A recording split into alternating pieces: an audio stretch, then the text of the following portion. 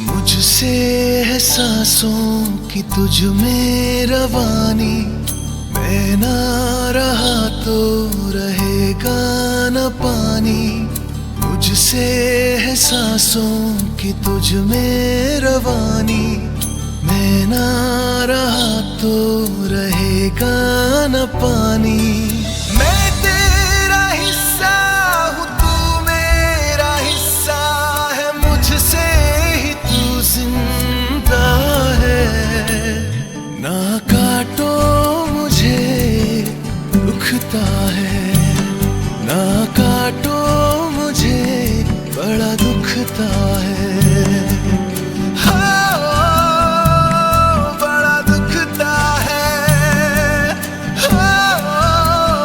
दोस्तों, मेरे बारे में शायद आपको फयाज ने बताई दिया होगा। मेरा नाम फयाज रजवी है। मैं पिछले करीब 15 साल से पढ़ा रहा हूँ और लगभग पहले मैं स्कूलिंग पढ़ाता था। स्कूलिंग मीन्स 9, 10, 11, 12 पढ़ाता था। पिछले 10 साल से मैं कॉम्पिटिशन पढ़ा रहा हूँ। कॉम्पिटिशन समझते हैं आप लोग? कॉम्पिटिशन मीन्स गवर्नमेंट जॉब के स्टूडेंट्स। गवर्नमेंट जॉब जिसमें IAS, PCS, SSC, bank, railway, police, government teacher, जितने भी गवर्नमेंट जॉब की तैयारी करने वाले लोग होते हैं उनको पढ़ाता हूँ। मैं इंडिया के कई सारे स्टेट में पढ़ा चुका हूँ। प्रेजेंट टाइम इंडिया का सबसे बड़ा हब, जिसको हम द मक्का ऑफ एजुकेशन कहते हैं, the Mecca of education Delhi की जगह मुखर्जी नगर है। मैं वहाँ पढ़ाता हूँ, ऑनलाइन और ऑफलाइन दोनों। और अल्हम्दुलिल्लाह आप लोगों की दुआओं से हज़ारों बच्चे क्लास में पढ़ते हैं। कई हज़ार बच्चे आज तक के मेरे हिस्ट्री में सेलेक्टेड हैं गवर्नमेंट जॉब्स में। बहुत सारे ऑफिसर्स हैं, बहुत सारी पुलिस में हैं। लगभग दिल्ली में कई सौ बच्चे दिल्ली पुलिस में सेलेक्टेड होंगे। कुछ सब इंस्पेक्टर होंगे, कुछ कांस्टेबल होंगे। दारुल गौसिया से मेरा बड़ा ही पुराना नाता है और मेरी एक बदकिस्मती समझ लीजिए कि मैं इस दारुल गौसिया का स्टूडेंट नहीं रहा हूँ, वरना मेरे मोहल्ले के, मैं मियाँखां मोहल्ले में रहता हूँ। जितने भी लोग हैं मेरे मोहल्ले के, मेरे साथी जितने भी मेरे फ्रेंड्स हैं, सब लोग यहाँ कहीं ना कहीं पढ़े हैं। और मैं पिछले 7-8 साल या 10 साल से लगभग मैं दारुल गौसिया आता रहा हूँ। आपके सीनियर्स रहे होंगे क्योंकि मैंने बहुत लेक्चर्स लिए, बहुत बार पढ़ाया मैंने यहाँ पे। मैं जब भी आता था बरेली से, मैं यहाँ पढ़ाता था। पिछले शायद 2-3 साल से मेरा आना नहीं हो पाया, शेड्यूल मेरा बड़ा बिजी था। फयाज ने कहा कि फयाज भाई मेरे करीब 5 साल या 6 साल मेरे सीनियर रहे हैं। ये 10th में थे, मैं शायद 6th क्लास में था या 5th क्लास में था मैं। तो लेकिन हमारी दोस्ती बचपन से बहुत क्लोज है। उन्होंने कहा कि आपको आना है, मैं कहा ठीक है मैं आऊँगा। और जो भी अच्छी बात है, हमारे न्यूज़ के बच्चे आगे बढ़े, तरक्की करें। और कैसे आगे बढ़ना है, मैं हमेशा एक बात कहता हूँ, गरीब घर में पैदा होना कोई बुरी बात नहीं, लेकिन गरीब होके मर जाना ये बहुत बुरी है। ये तो हमारा तो एक आम चीज़ है। अल्लाह ने हमें जिस घर में पैदा किया, हमें अगर हिंदू घर में पैदा किया तो हिंदू हो गए, मुस्लिम घर में पैदा किया हम मुस्लिम हो गए, क्रिश्चियन घर में पैदा किया क्रिश्चियन हो गए, अमीर घर में पैदा किया तो हमारे पैदा होते बहुत सारे पैसे आ गए, गरीब घर में पैदा हो गए तो हमारे पास संसाधन की चीज़ों की कमियाँ होती हैं हमारे पास। और उन कमियों के बीच अगर अपने आप को आप निखारते हैं तभी आप रियल हीरो कहलाते हैं। जिनके पास बहुत सारी फैसिलिटी है, चांदी का चम्मच लेके पैदा हुए हैं, उनसे कुछ फर्क पड़ने वाला नहीं। वो तो सभी लोग कर ही जाते हैं। लेकिन आप डॉक्टर APJ अब्दुल कलाम को देखेंगे कि एक गरीब मछुआरे का बेटा पढ़ लिख कर एक इतना आगे बढ़े कि वर्ल्ड के टॉप मोस्ट साइंटिस्ट में उनका नाम आया। अगर आप कुछ करना चाहें तो एवरेज इज पॉसिबल। इम्पॉसिबल जो वर्ड है वो खुद में कहता है कि आई एम पॉसिबल। दुनिया में कोई भी चीज़ नामुमकिन नहीं, हर चीज़ मुमकिन है अगर आप पूरी शिद्दत से चाहें।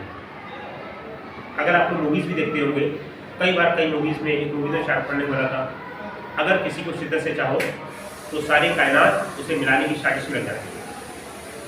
तो अगर आपकी एम्बिशन, आपका एम, अगर आपका शिद्दत वाला है कि हमको ये करना है, तो एवरीथिंग पॉसिबल।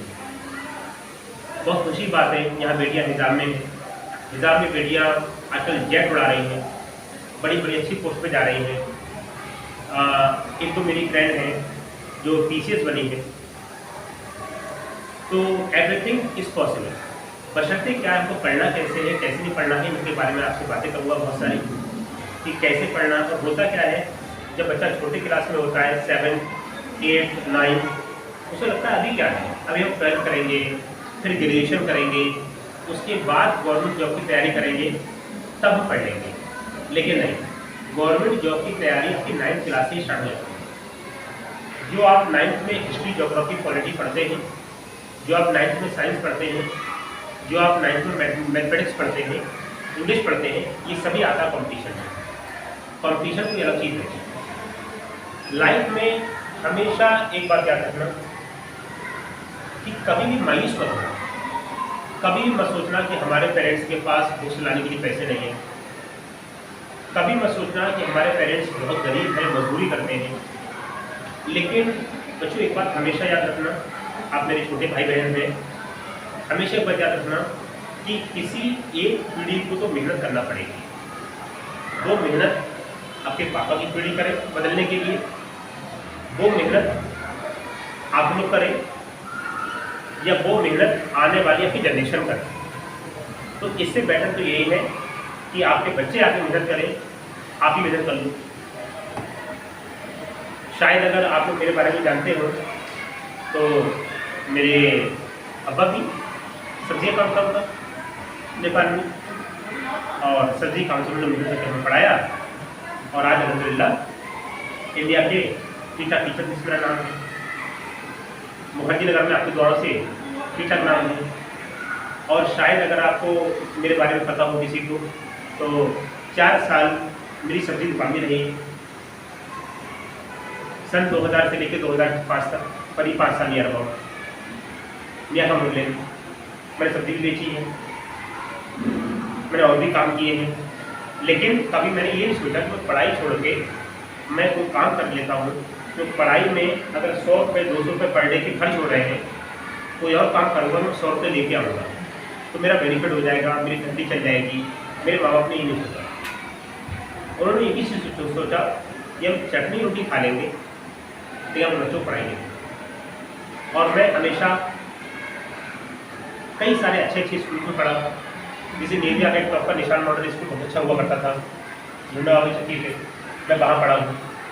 उसके बाद मैं रेलवे स्टेशन में पढ़ा हूँ, उसके बाद मैं टीके में पढ़ा हूँ 2 साल, टीके उस टाइम नया नया आया था। उसके बाद मैंने 12th किया ब्रिमन गवर्नमेंट कॉलेज से, BSc MSc मैंने बर्ली कॉलेज से की।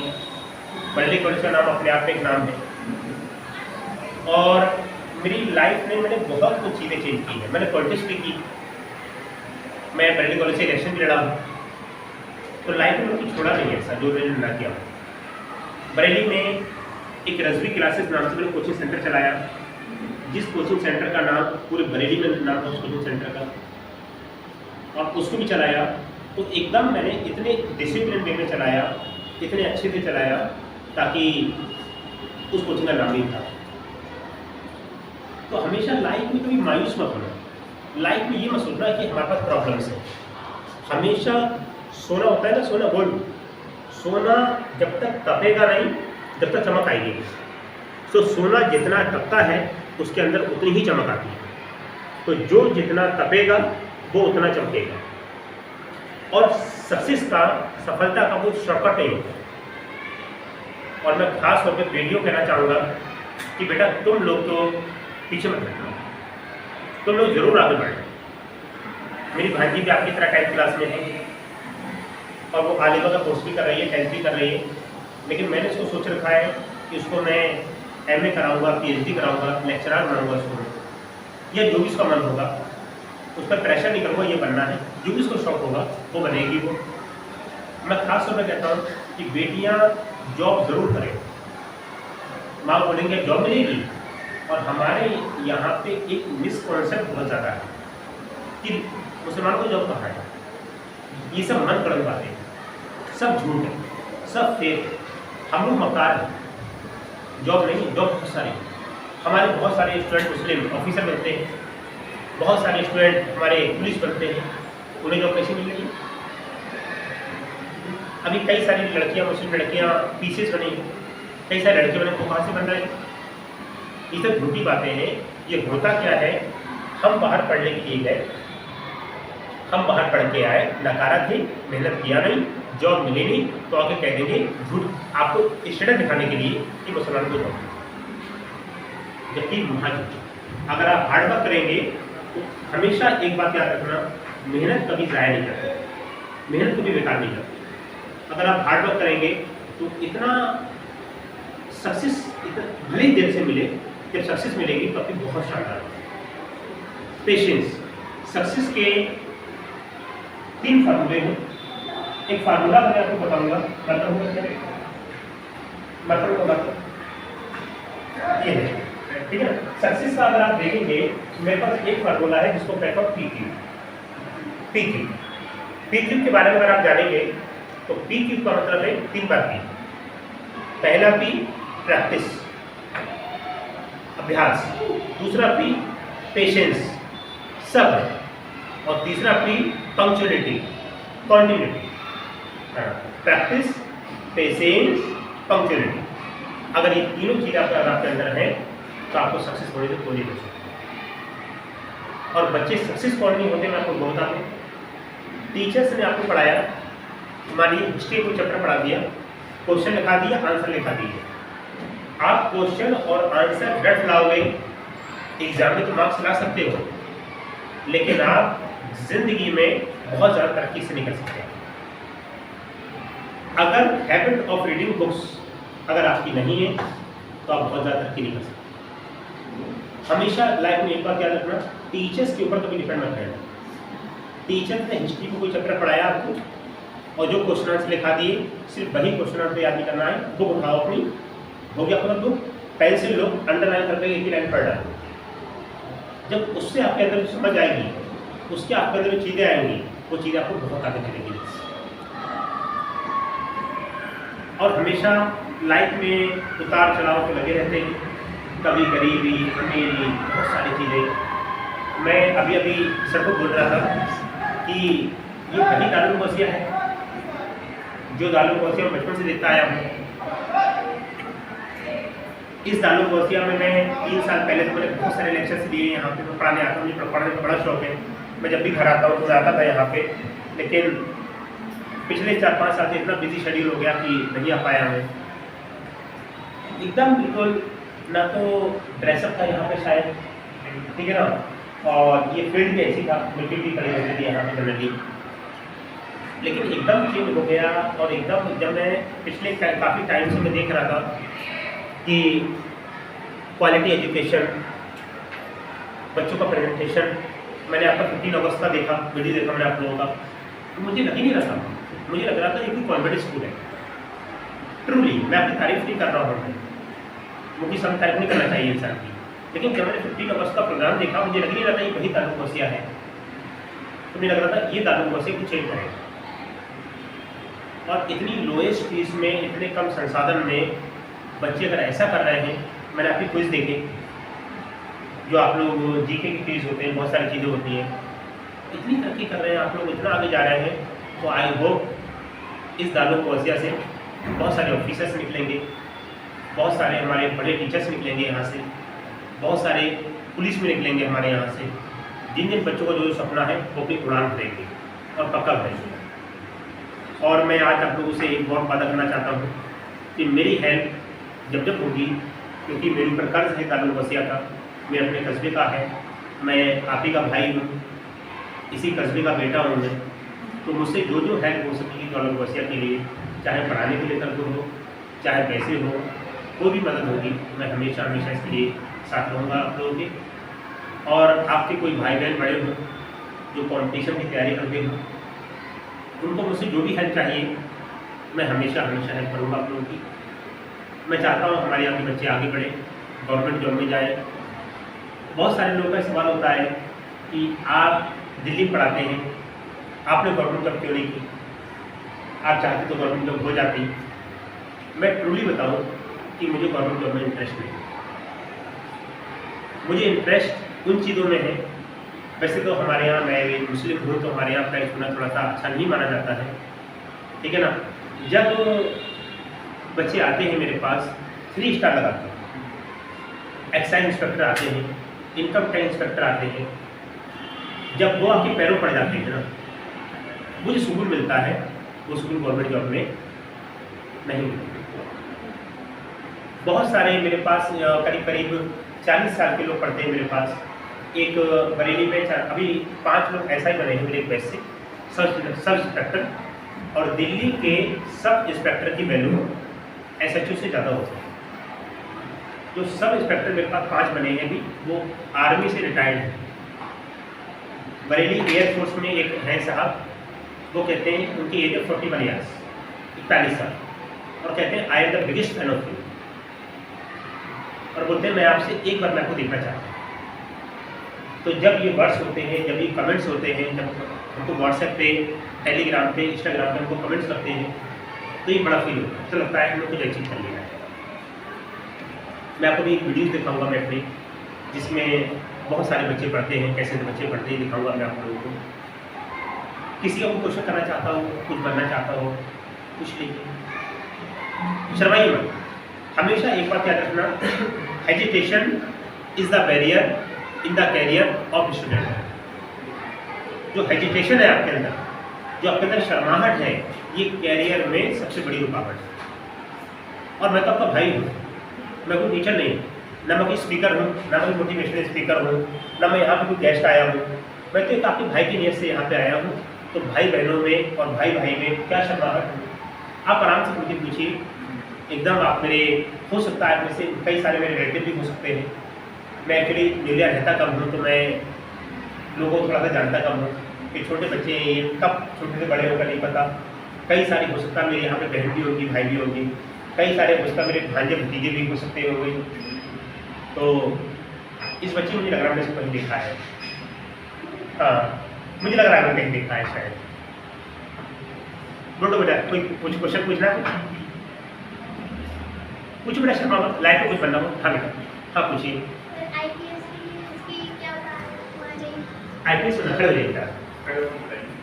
IPS बनना आपको, कैसे सोचा आप IPS बनेंगे?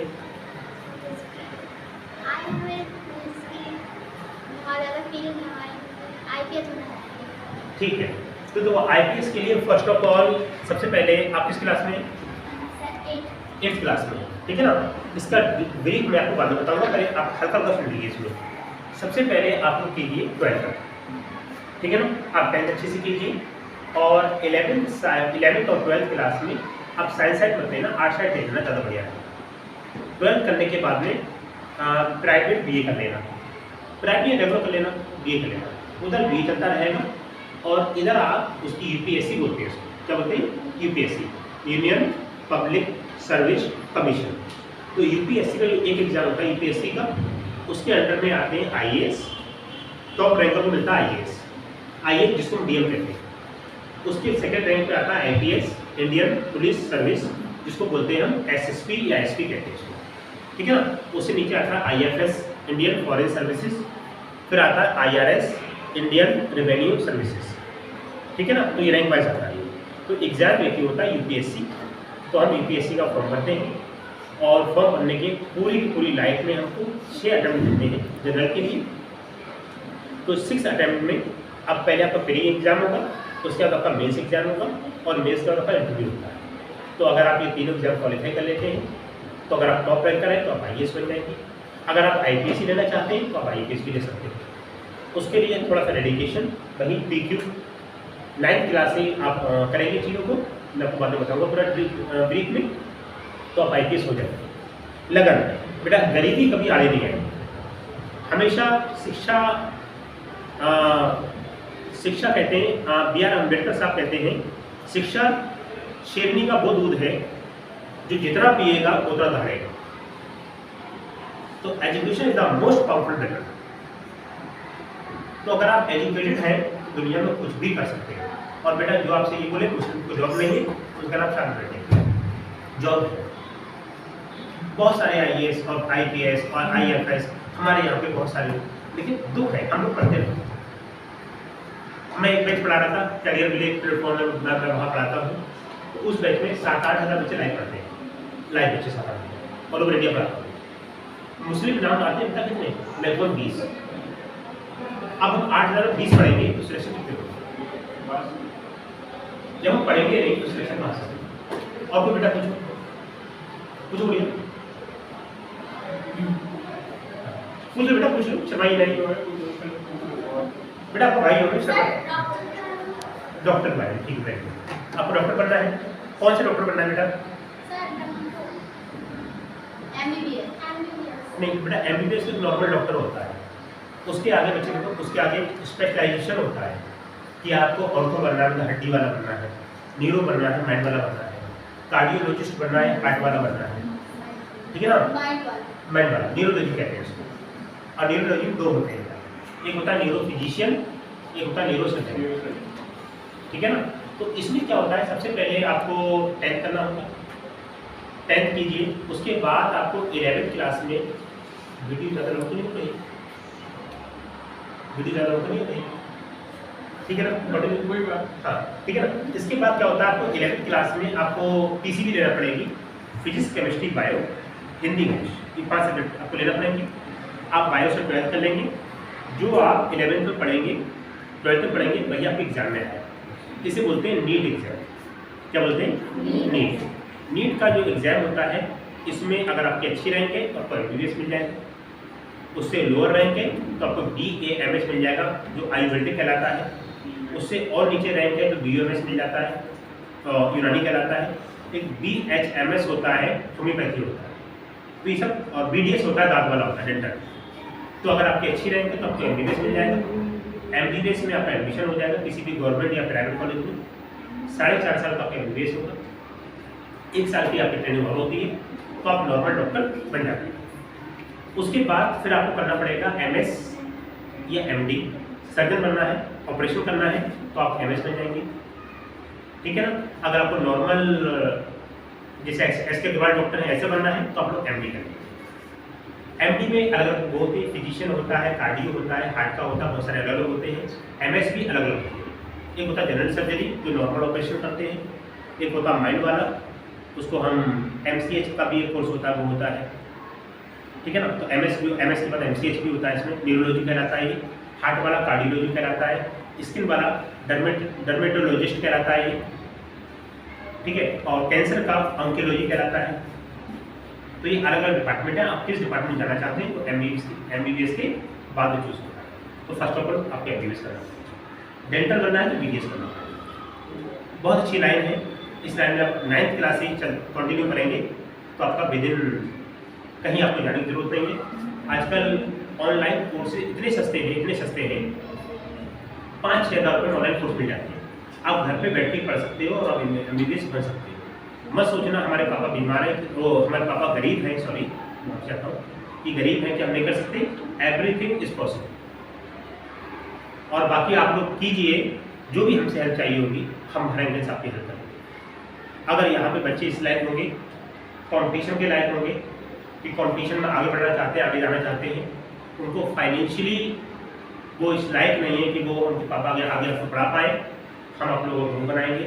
मैं हूँ, हमारे बहुत करीबी दोस्त दानिश भाई हैं और लोग हैं, हम लोग मिलकर हम लोग ऐसा करेंगे कि हमारे यहाँ पे कॉम्पिटिशन की क्लासेस हम ऑनलाइन यहीं चलवा दें या कुछ और कर दें, जिससे कि आपको पैसे खर्च करना ना पड़े। अगर लैपटॉप, टैबलेट, बहुत सारी चीज़ों की ज़रूरत होगी तो हम उसके लिए थोड़ा कुछ लोगों से प्रोवाइड करा के कुछ लोग हम करेंगे, कुछ चीज़ों करेंगे। आपको जो बच्चे आगे बढ़ना चाहते हैं, मैं उनसे आज वादा करके जा रहा हूँ कि उनको फाइनेंशियली क्राइसिस पढ़ाई के लिए नहीं प्रॉब्लम है, ये बात है। और पूछ लो बेटा, ये बच्चे बोलते थे पूछ लो, नहीं शर्माते नहीं, पूछिए।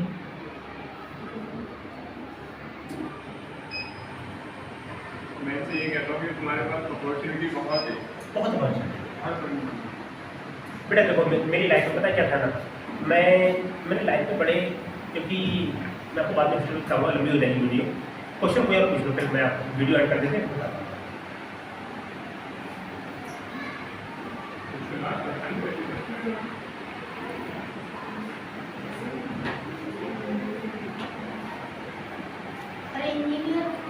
इंजीनियरिंग के लिए, इंजीनियरिंग के लिए ठीक।